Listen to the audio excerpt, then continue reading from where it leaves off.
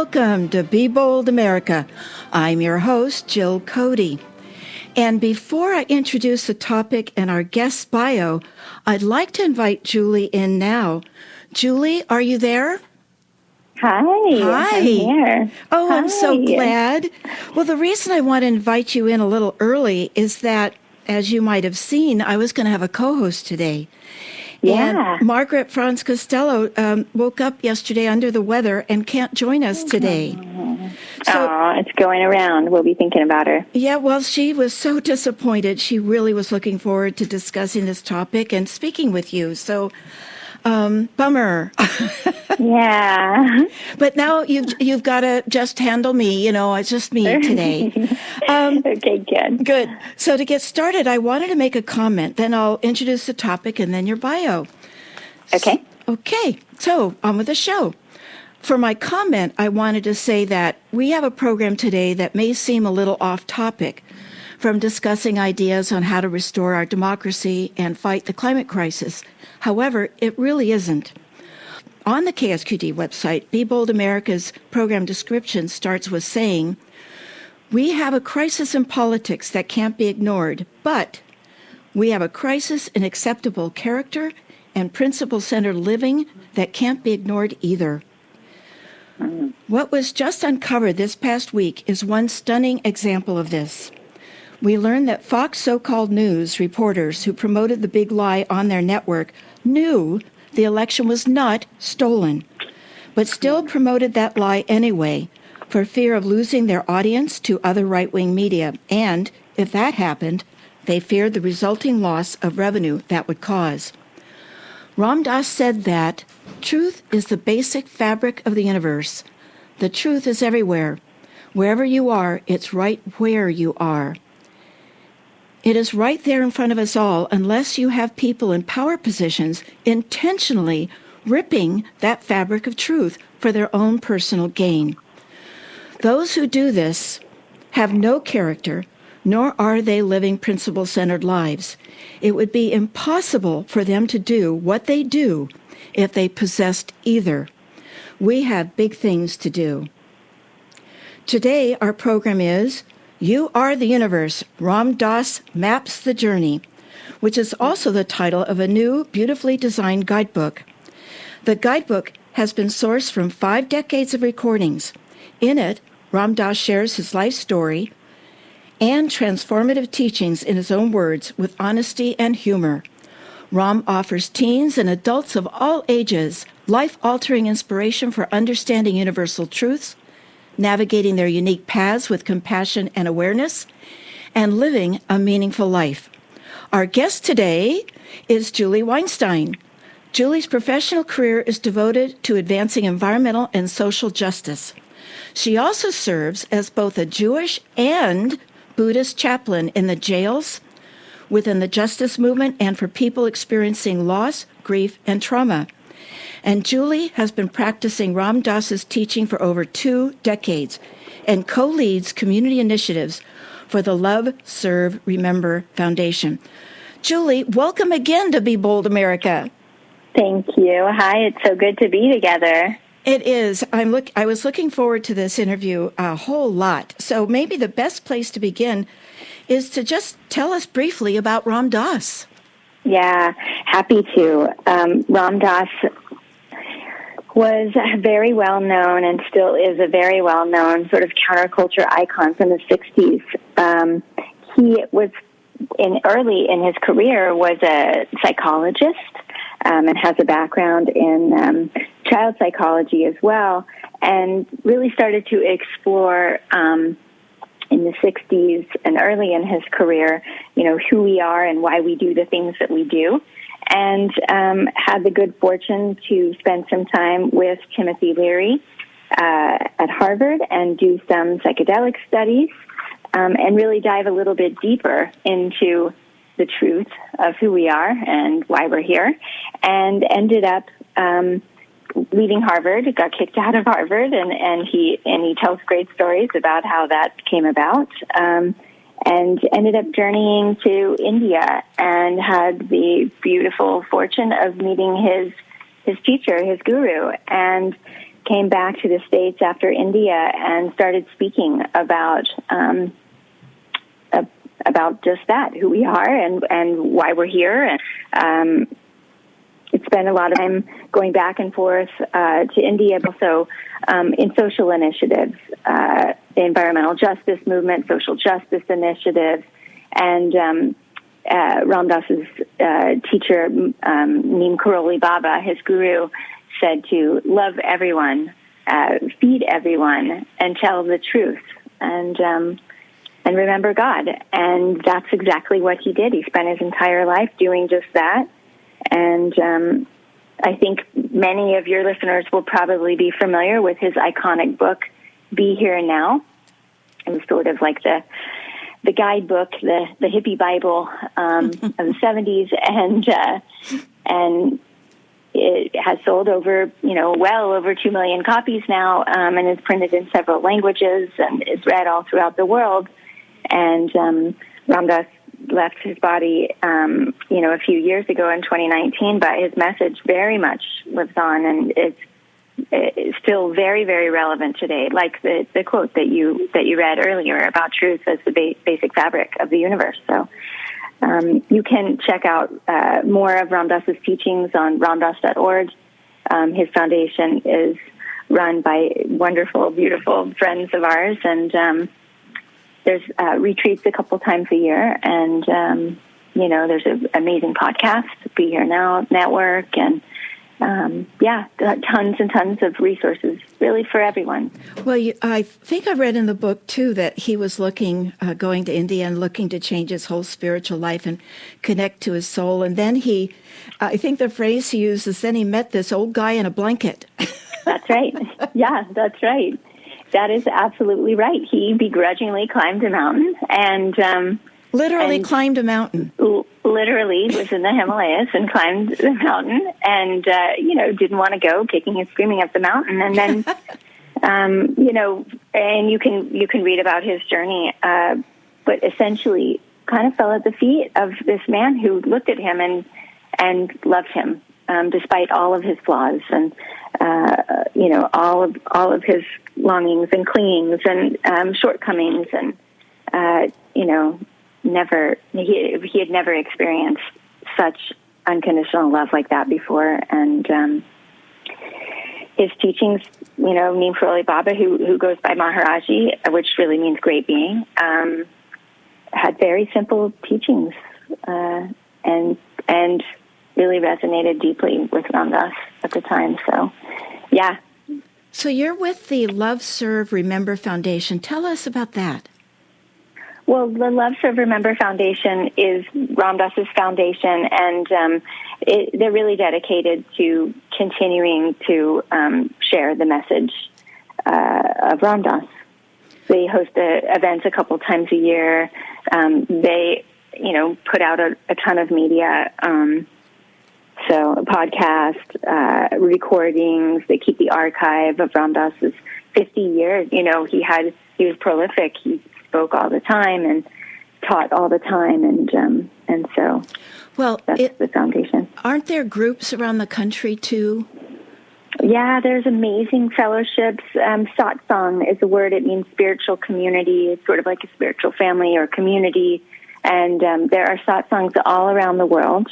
There is a very international satsang, the sort of the general satsang, and then folks in cities all around the world meet, to learn together, to study together, to eat together, to chant kirtan together, have holidays together, and just kind of share in the joy and sorrows of living together. And I think, I don't know how many satsangs or fellowships there are around the world, but you can definitely find them in your area on the website on ramdass.org and also on Facebook. And then there are several of them that meet through the foundation, through the Love, Serve, Remember Foundation, that meet online as well, that are amazing. Just beautiful programming, teachers from all over and they're open for everyone of all ages. Well, I did look and all online. faith backgrounds, too. I did look online, and there's the closest one to the Monterey, or the California Central Coast, Monterey County area is Santa Cruz County area, is San Francisco. So yeah, it's big. Yeah. Is it big? And Ram Dass lived up there in the Bay Area for a long time. Ah, okay. So he definitely has roots up there, yeah. Well, I wanted to point that out, that we do have a fairly close one. So tell us also how you and Amy Butens got together to write You Are the Universe, Ram Dass Maps a Journey for Youth and Adults of All Ages. Yeah, it was real. It was a real labor of love. Amy is my twin sister. We're twin sisters. We're identical twins. Really? And we're twins, and we do a lot of creative projects together. And Amy illustrated this book. It's beautiful. Yes, what a talent! I do say so. Yes, yeah, and we have 4 kids between the two of us, Amy and her husband, and my husband and I. We raised our children very, very closely. And at some point in their, I don't know, preteen, early teen years, we were thinking, because so much was coming up for them and us as parents. And so we were thinking we would write a small book for them. We write a little guidebook. Here are the teachings that we want to pass down to you that really helped us get through our teenage years.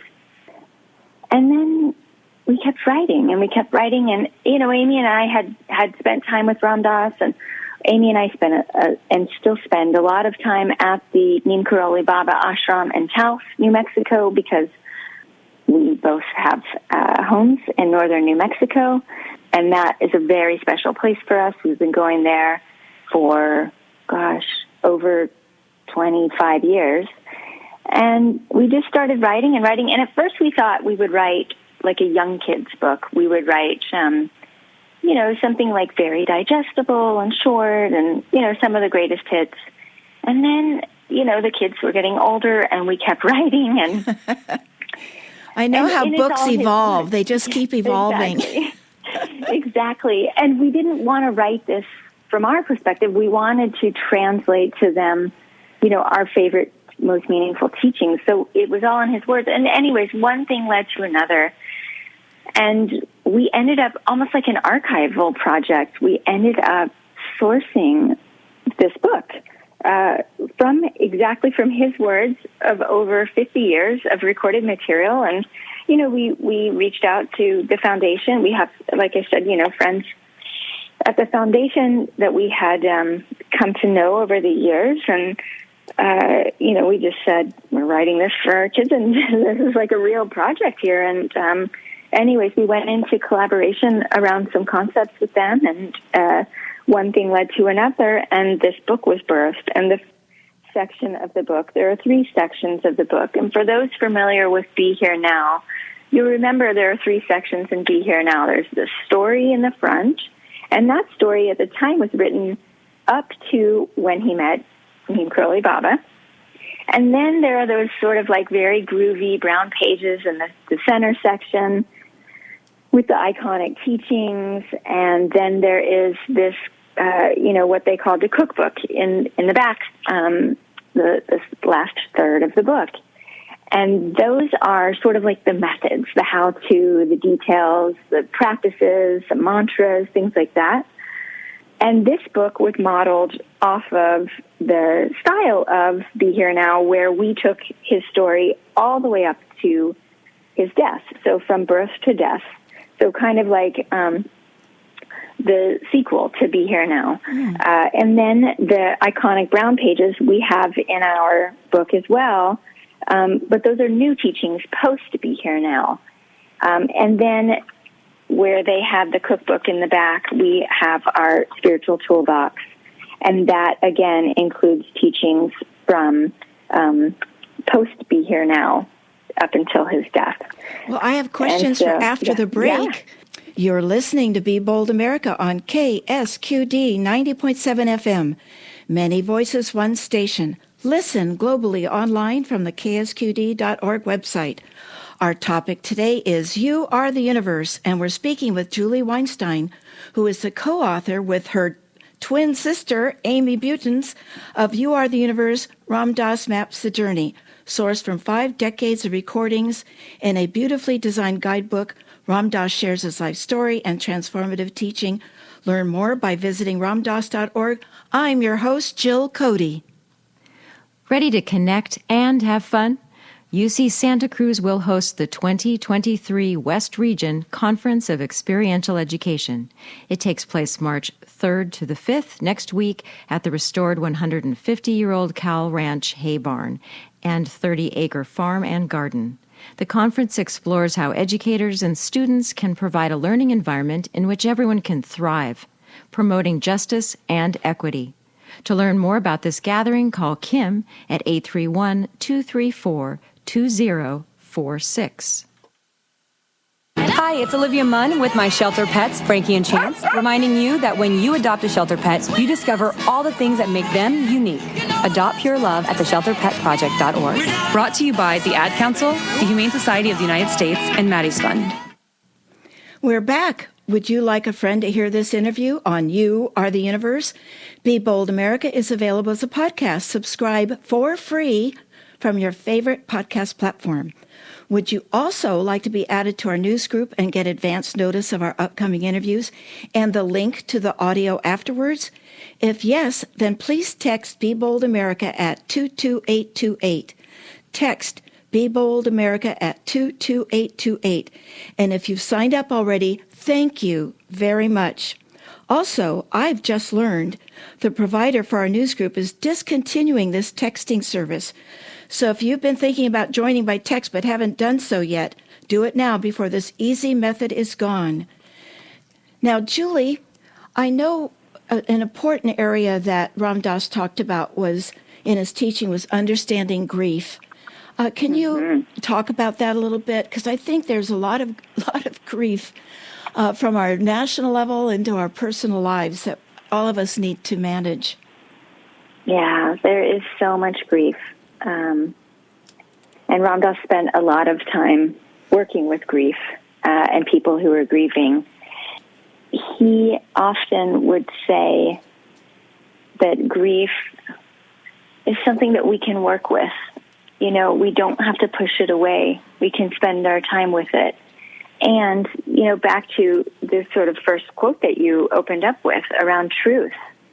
He really took that seriously, to cultivate the witness within, to see where we're at, to feel all the feelings, to acknowledge, and to sit with it. And so, yeah, I mean, I think grief is a common experience. Sometimes can be very uncomfortable for some people. Sometimes we can feel stuck in our grief as we sort of bear witness to the suffering or to a loss. And Ram Dass really allowed spaciousness for that grief. You know, I feel very happy in my personal life. You know, a wonderful husband and a wonderful place here at KSQD and wonderful friends. But I carry grief regarding what's happening in our country. And Ram Dass says that there's an ocean of suffering in the world and that there's pleasure, beauty, fun, and play, and an ocean of love, too. However, I feel the media brings the ocean of suffering immediately to us. It's so intense. What often happens is we feel powerless. What are his thoughts on handling that incoming, those waves of the ocean of suffering that the media brings to us all 24/7? Are there any teachings around managing that? There's so many teachings. And I actually would love to make a book recommendation. Ram Dass has a great book that he wrote a long time ago called How Can I Help? It's one of my favorite books, actually. I keep it on my desk, and I refer to it often. And in it, he talks about just that. He kind of dives deep in the book and sort of like brass tacks, you know, sort of tactical how to navigate this situation or that situation. But he also talks about going beyond the helper role Am I being helped? Am I helping? And just being with what is. Yes, I agree with you. The media does stir emotion and grief and rage and, sadness and all kinds of feelings. And I think Ram Dass definitely gave us some tools to navigate. What are a few? Moving into compassionate social action. Remembering our breath. There's a section in our book, but he talks a lot about it, around karma yoga, which is the yoga of action, and the bhakti path, which is devotion. And when we practice karma yoga, we're making our actions, our social actions, our protest, our letter writing, our whatever it is, into a sacred offering. And I think our opportunities to work with the grief or to work with the anger or to work with the media are endless. But he very much taught that the path and the goal were the same. We're going to do the work. One of the things that I have next to my desk is, he used to say, work full time for the relief of suffering, having no expectation that suffering will end. What is liberation, and will we get there? And we want to be hopeful, and we want to say yes. And also his teaching of being here now really means like being in this moment, in this swirling sea of suffering and of love, the ocean of love and the ocean of suffering are kind of one and the same. And we will surf those waters. Well, I love that, recommending the book, How I Can Help. He also talked about that he observed one of our biggest obstacles is in the area of service. In the area of service is inertia, or the tendency to be passive and do nothing. That's the hardest obstacle overcoming that initial inertia.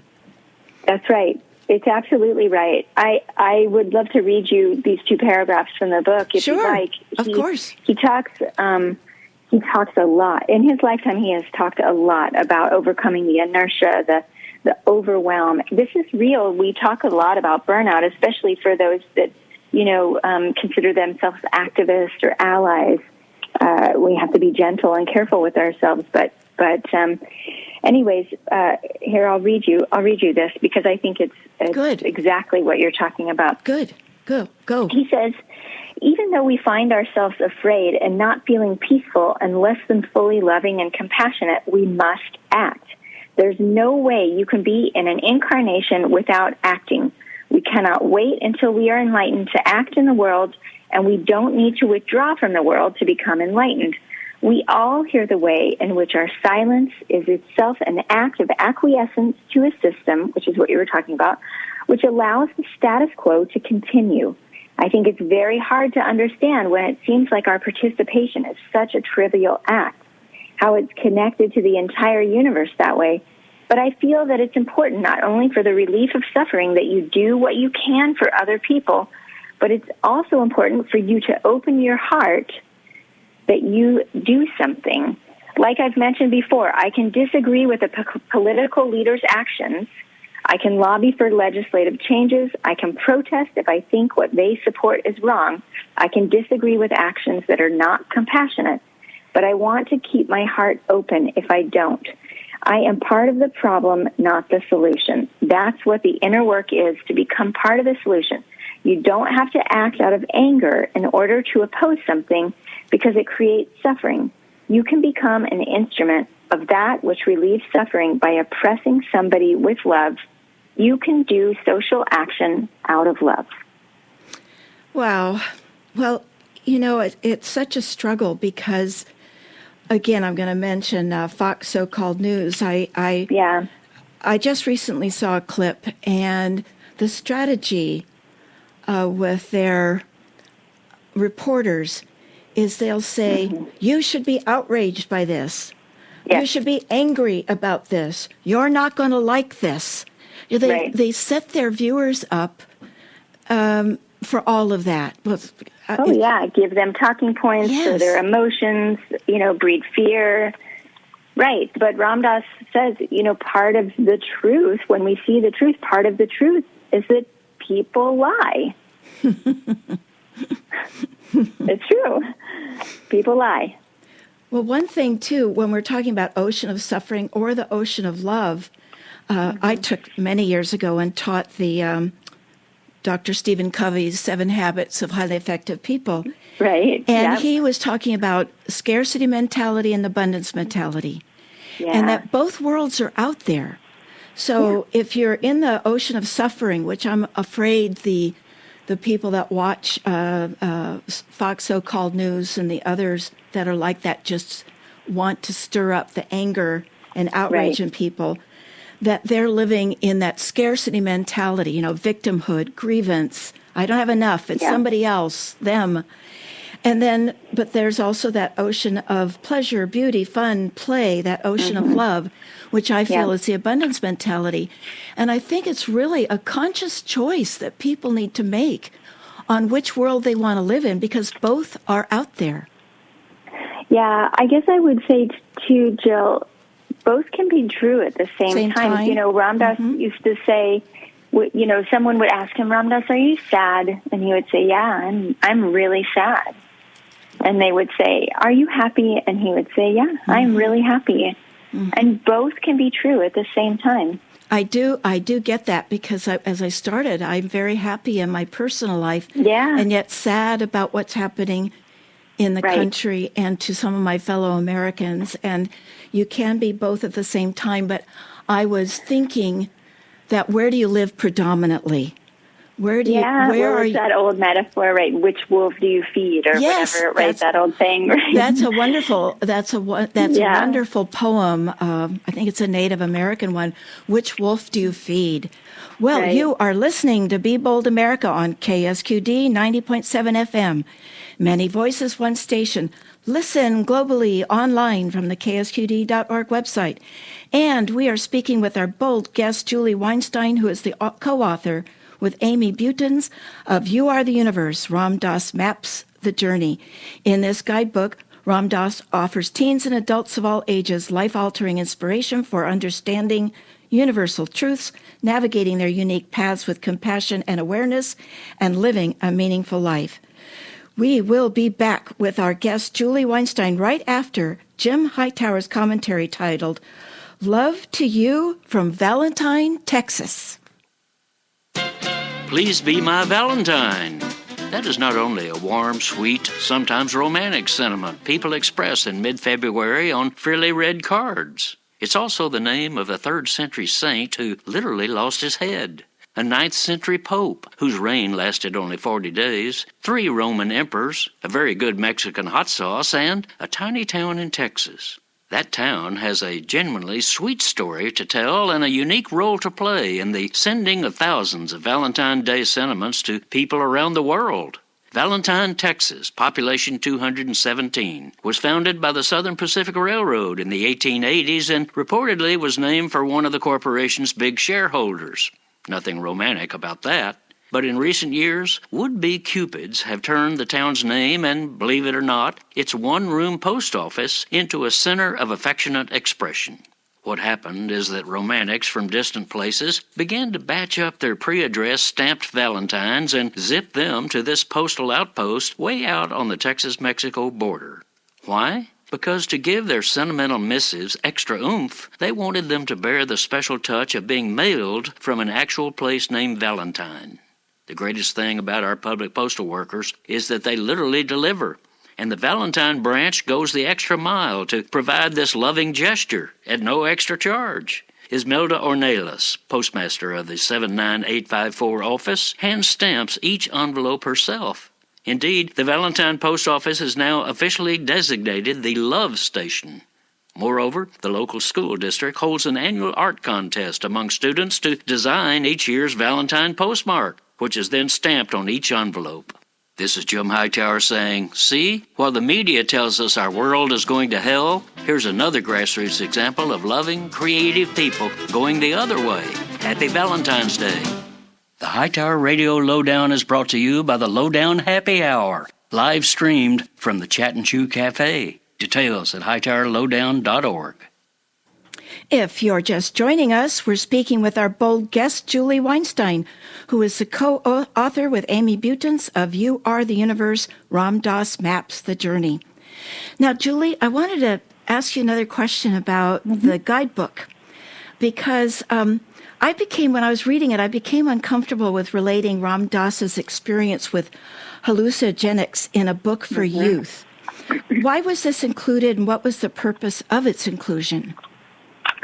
Yeah, so I will tell you a couple of things. It was included because it's kind of an integral part of his story. This is a book for older teens, the young adult audience. So this is not for children necessarily. I leave it up to parents if they want to have that conversation with the young kids. But this is really a book for older teens, and this is part of their reality. It's out there. They know about it. And there's a big cautionary tale in the book here, too, where he says that the psychedelic experience isn't necessarily for everybody, and we need to be sensitive to this. I want to be clear. Psychedelics are subject to an incredible misuse, especially when they're not approached sacramentally or consciously. It's better if you wait to become somebody before you could try to become nobody. Most kids use drugs before their egos are settled, and because they use them prematurely, they lose their ground and could even lose their ability to function in society. I honored psychedelics as a method, but I say there are other methods. The game isn't to get high. The game is to become free. And that is right there in the book with a big caution sign next to it. And we wanted to make, and those are his words, and we wanted to make sure that kids saw that, because when I say kids, I mean, older teens. Older teens, right. Yeah, they are confronted with drugs and alcohol and all kinds of substances all day long. It's out there. And so I know that this is intimidating for some, parents or guardians to see, this, what a beautiful book, but I don't know if I want to scratch the surface with my teenager. I mean, I hate to break it to you, the surface has been scratched. So we can shy away from it if we want to. And what he said really is true. It's not to get high, it's to become free. But this was a very, very integral part of his awakening, because he had never done anything or even fathomed anything like this before. And that was a portal into the truth of who he was. Thank you for that. He also talked, and I think this is something that happened to me as a young adult, is becoming trapped in other people's expectations. I think that when you're, even when you're a child, you're responding to your parents, and then when you become a teen, you're looking to, trying to develop who you are. And then you get trapped in what other people want you to do. Can you expand on that from his perspective? Yeah, so sometimes he used to teach this metaphor. We were born, he would say, I was born into the spaceship, this costume, right, who everyone thought I would be. And they used to say to me, like, very nice space suit, what a nice, right? But it's a metaphor, oh, you're doing so well, you're so good, you are so smart, you are so successful, right? And the expectations that were laid onto him. And he really talked a lot over the past 50 years about how long it took for him to outgrow that costume, to break away from who he thought other people thought he was. And he used to say, when he would meet someone new, he would say to himself, are you in there? I'm in here. He says much of our life is us reaffirming to each other that our costumes of identity are on straight, and encouraged us to drop the costume, be your true self. And then he says that sometimes it didn't seem very natural to him. I'm a scientist, I'm a professor, I'm a whatever, right? I'm successful, I'm an art collector, I'm wealthy, those kind of things, right? And it was through psychedelics, actually, that he learned that he is not those things. He is not the costume. We are not the costumes that people have put us into. Well, you mentioned the phrase, be your true self. How does a young adult know what that is? Well, it's a great question, and I think part of this path is to figure it out.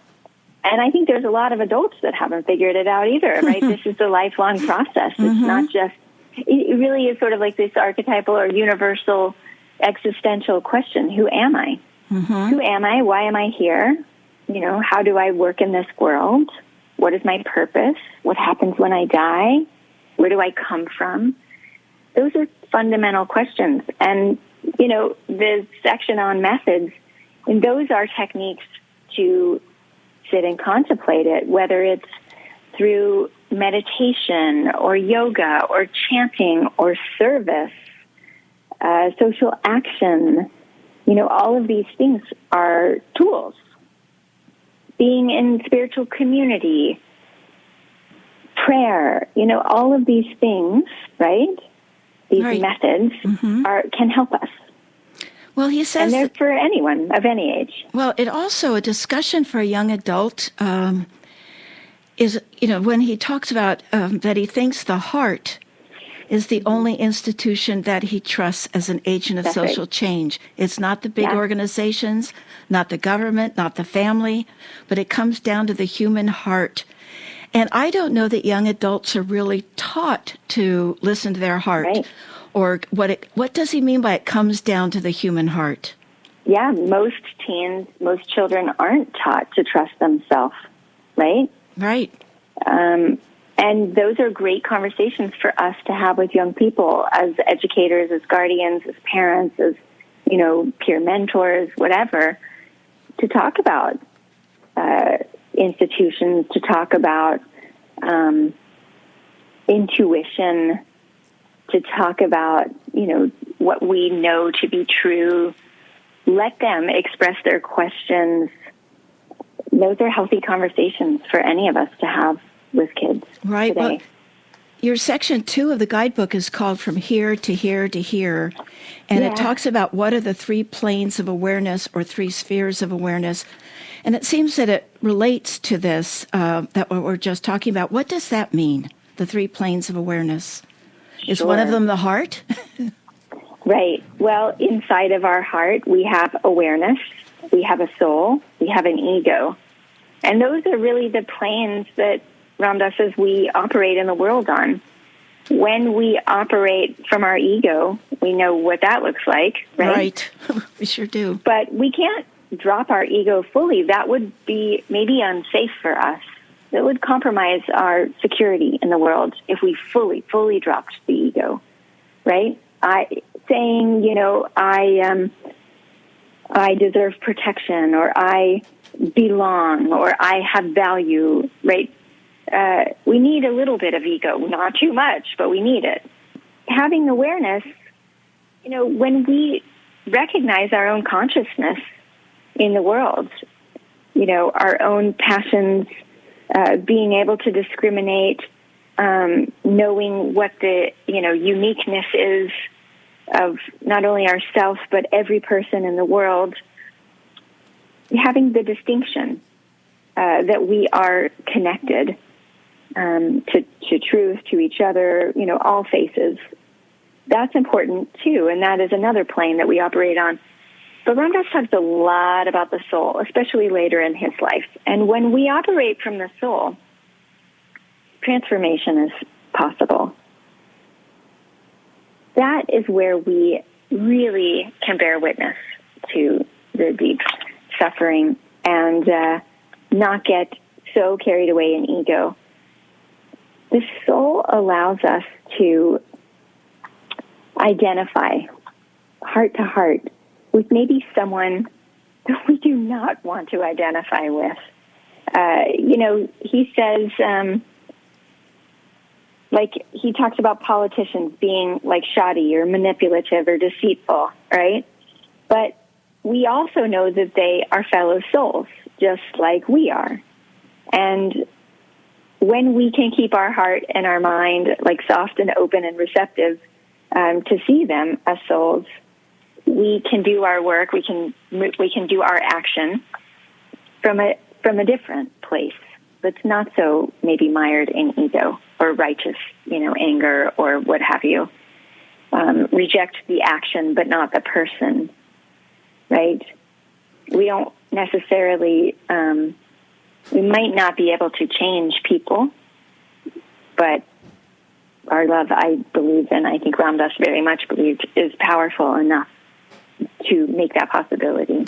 He also said true. it's hard to look within when the pizzazz, I love that word, when Yeah. the pizzazz of the culture pulls you outward. It's hard to look within when the pizzazz of the culture pulls you outward. Can you elaborate on that? Yeah. Well, you talked about the media. I mean, Right. pizzazz reminds me of like jazz hands and Yes. Broadway, and which I love. I love his language. He's so colorful, but it's still true today. Pizzazz is not that popular of a word, but oh my gosh, it's so distracting. Look at social media; it's super pizzazz, right? It's very hard to look within when everyone's posting every 5 minutes or feeding you the emotions, telling you how to feel. Well, that's pizzazz. That's distracting, and it is hard to look within. We get carried away sometimes. Am I good enough? Am I smart enough? Am I, whatever it is. But that pizzazz is also a time suck, too, and it takes us away from practice. Well, and as I was referring to before, some of the pizzazz of the culture is telling you to be outraged, telling you should That's be right. angry, telling you that you're not going to like this. And Right. you really have to, I guess it would be your heart telling you, wait a minute. Yeah. Wait a minute, right? Jill, wait a minute. I want to act from love. I want to act from a place of radical love. I want to show up to the protest with radical love. That's a great phrase, radical yeah. love. If you're just joining us, we're speaking with our bold guest, Julie Weinstein, who's the co-author with Amy Butens of You Are the Universe, Ram Dass Maps the Journey. Sourced from 5 decades of recordings in a beautifully designed guidebook, Ram Dass shares his life story and transformative teachings. Learn more by visiting ramdass.org. I'm your host, Jill Cody. Tonight at KSQD at 6 p.m., we rebroadcast a February 12th episode of Intersections. A variety of indicators point out that many people are experiencing unprecedented levels of stress and anxiety from work, political polarization, and worries about the future. This ongoing pressure impacts people's daily lives and can result in deepening despair and discouragement. Is it possible to regularly recalibrate our busy lives so we can find a depth and richness to make positive contributions to others? Host Seth Shapiro is joined by Janice McWilliams, writer, speaker, and therapist, for a discussion of her beliefs and the importance of integrating practices that can renew our emotional and spiritual lives.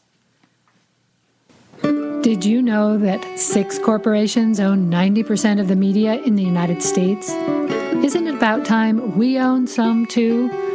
KSQD 90.7 FM, your community radio station, your voice, your concerns. Go to www.ksqd.org to get involved and support locally owned grassroots community media. K-Squid, KSQD FM. We're back, and we're speaking with Julie Weinstein about her book, You Are the Universe, Ram Dass Maps the Journey. Julie, I have another question that I thought was really interesting when he said he appreciated that there could be multiple realities existing at the same time beyond our normal waking and state of consciousness. And the reason I found that interesting is because I recently read a book on quantum mechanics and string theory, and science is actually the mathematics of quantum mechanics actually would prove there are multiple realities. Now, I know Albert Einstein when he was talking about quantum mechanics, he just said he couldn't go there. He just couldn't go there. And yet the math works. It's just not provable yet. So can you tell us more about what Ram Dass was appreciating with the multiple realities? Yeah, sure. So I don't know much about quantum physics or math, But yeah, Ram Dass talked a lot about how multiple realities could be true at one time, even within us, right? We can be doing something and know it's good, but also be tormented about what we're doing, right? You and I think, Jill, you and I are probably a bad example, but you and I, for the sake of the argument, could both be, let's just say, in social action, right? We're both at the protest, but my reality is I want to abolish X, Y, or Z, and you want to instill X, Y, or Z, right? That is your truth. That is your reality, your, righteous action, as is mine. So our realities could be in conflict, but yeah, it could be internal, it could be external, for sure. And universal. And the universe has multiple realities. Right. Just shifting the subject a little bit, maybe a lot, I really appreciate his comments on voting. He says, for example, you are part of a government whether you like it or not. And not voting is voting. If you say, I'm not having anything to do with politics because it's too dirty and because I don't approve of it, then forget it. You are abdicating a rejecting responsibility to society. He says it's as simple as that. Voting is how we can shift our collective consciousness. That's right. Go ahead. Yeah, I really appreciate this section of the book, and I really appreciate how vocal he was about the electoral process. It was something that we talked a lot about. Should we put it in? Should we not keep it in? There's a lot of people that are like, I don't want to participate in this society, right? I don't want to look at that suffering. I don't want to. The voting system is rigged. My vote doesn't matter. I'm in a blue state. I'm in a red state. It doesn't matter, right? There's a lot of reasons. But he very much, and so do I, feel like this is a system that we have to participate in if we're going to see change. And I also want to acknowledge that a lot of people have issues with the electoral process because for so long, and still even, their vote was silenced, or their vote truly didn't matter. And I just want to acknowledge that this is a real pain point, too, especially for certain communities that have a history with being excluded from the electoral processes. So, but yeah, he talked a lot about this. Not voting is voting. Well, and that apathy only lets others fill in that power void. That's right. It is our one democratization that everyone gets one vote. Elon Musk gets one vote. Jeff Bezos gets one vote. You get one vote. I get one vote. I mean, there's a lot going on to suppress and steal votes, that sort of thing, but it's still your one chance to change that consciousness that we want to change. Right. He also talked about us versus them, which is another thing that manipulates voting, I think. Right. In my view, it's a huge weapon in dividing our country. He says, really, though, there is only us. There is no them. He says if you try to hold on to the them, you close your heart, you armor your heart. And in my view, Fox So-Called News has created a business model around armoring Americans' hearts. Can you expand more on this concept? Oh, that's a really powerful way to put it. Yes, there are entities in the world working consciously every day that are well-funded, trying to keep us divided. That is white supremacy at its core. That maintains the status quo. The patriarchy, the misogyny, the white supremacy that we see today is well-funded and well-organized. And it, like you said, armors the heart of us. Mm-hmm. Yeah. Well, in the last few minutes, I like to ask my guests what they would suggest for us and what we can keep doing, stop doing, start doing that would further Ram Dass's teaching, what you're doing. What can we do what can we keep doing?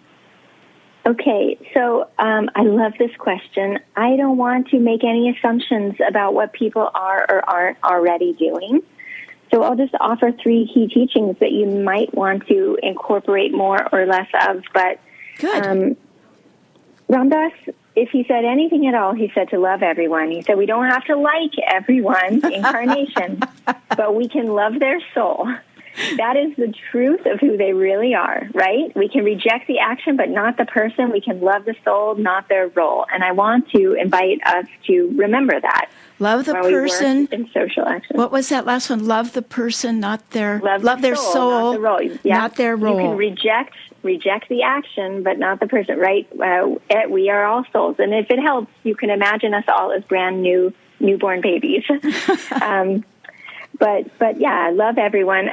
This, along the lines of stopping, or more or whatever, he talked a lot about trading in our judging for appreciating. And appreciating, he didn't mean like liking, just acknowledging, right? To appreciate the truth. Trading or judging, practice cultivating the witness within to see the truth. Go from your identity with your ego to identifying with your soul. Just become the witness. And I would say, a lot of us don't, so maybe this is a start unless you're already consciously doing this. If so, I'm bowing to you. He says, this is what I'll leave you with, the best thing I could do to prepare myself for death, and I do want us to all start preparing for our death, the best thing I could do to prepare myself for death is to open my heart, quiet my mind, let go of my expectations, and while I'm waiting to die, do what I can to relieve suffering. And he talked often about how, if he wanted to live his best life, he would practice opening his heart and quieting his mind. And later he talked about preparing for dying by opening his heart and quieting his mind, letting go of his expectations, and just continuing to do what he can to relieve the suffering for himself and others. Well, I also think, again, the pizzazz of the culture is going to pull people away from looking from within. And I often think I'm a Star Trekker, and I love Star Trek, and they talk about the final frontier of space. But I really think the final frontier is within. Yes. People are so focused outward and pulled by the pizzazz and told what to feel. And really stopping all that and looking within, I think, is our final frontier. I think Ram Dass would very much agree. Oh, the I'm so final glad. frontier is within, yes. Well, one of my favorite Stephen Covey quotes, too, was, be a light, not a judge. Be a model, not a critic. Oh, that's beautiful. So to try to live on that light and model side of that equation and reject really the beautiful. judge and critic as well. Yeah. So I love this conversation. I'll just say if anybody wants to pick up a copy of You Are the Universe, they can do that at their local bookstore, on Amazon if that's where they choose to purchase. I think on the Simon & Schuster website. Support your local bookstore, really, is my favorite place. But, support your local bookstore is my favorite, too. And maybe in the last couple of minutes we have also talk about Section 3, the tools. Okay. It seems like the tools also fit into what we could keep, stop, or start doing as well. Oh, absolutely. And Ram Dass says, keep in mind, these are all methods, and you don't want to get trapped in the method. They can help you, but they can also make you stuck, right? He says you don't necessarily want to end up dying, becoming a meditator, right? I'm a meditator. You want to lose yourself in the meditation, right? So don't get too stuck. Don't get too trapped or identified. But the third section of the book, these are all methods, practicing karma yoga and the bhakti path, like I said. There's a section on mantra for chanting, breathing, just a beautiful, beautiful quote I'll close you with, about coming back to your breath. Each time you notice your mind has wandered to other thoughts or is caught by background noises, like you're talking about, Jill, bring your attention back to the easy, natural rhythm of your breathing. that carries us sometimes in moments of anger or, in the sort of center of injustice. And come back to your breath for a second. It's interesting that you said that, because both Eliza and I, just before the show, Eliza's my program engineer, and she's coming in. It's raining here, and there's lots of things to do in the last 60 seconds before the show begins. And we just sat here and took a couple of deep breaths together. Yeah, perfect. Yeah, right? that's Be here now. Here now, and that's how you can apply it in your daily life. Well, Julie, thank you for being our bold and impressive guest today. It was really enlightening and instructive to spend some time with you. You and your twin sister are doing such valuable work. Oh, thank you so much, and thank you for having me. It's been a real treat to talk with you. Well, thank you. And remember to visit ramdass.org. And there you will learn more from Ram Dass, because we must create together a bold, democratic America with informed and principle-centered citizens who possess good character and who are living meaningful lives, because only then will we make constructive and creative policy and voting decisions for our country.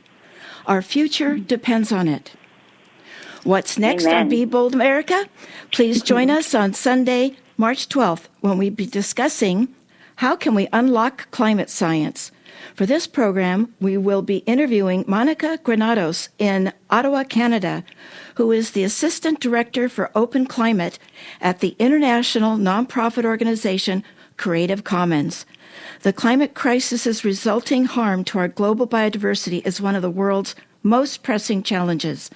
The complexity of the climate crisis requires global, national, and local actions informed by multidisciplinary research. The goal of Creative Commons' multi-year open climate campaign is to promote open access to research that will accelerate progress towards solving the climate crisis and preserving global biodiversity. We are going to solve our global challenges with global knowledge, meaning the research, data, educational resources, and software must be open and available to all. Find out how we can unlock climate science, joining Be Bold America on Sunday, March 12th at 5 p.m. And as a reminder, Be Bold America is available as a podcast. Now you may listen to the show anytime for free by subscribing through your favorite podcast platform, such as Apple, Google, and Spotify. I want to give a special thank you to Be Bold America's program engineer, Eliza James, and to our station's program director, Howard Feldstein. You are listening to KSQD Santa Cruz, Many Voices, One Station. Listen worldwide online at ksqd.org. Stay tuned for Intersections with Seth Shapiro. My name is Jill Cody, and thank you for listening to Be Bold America. Until next time, keep, stop, start.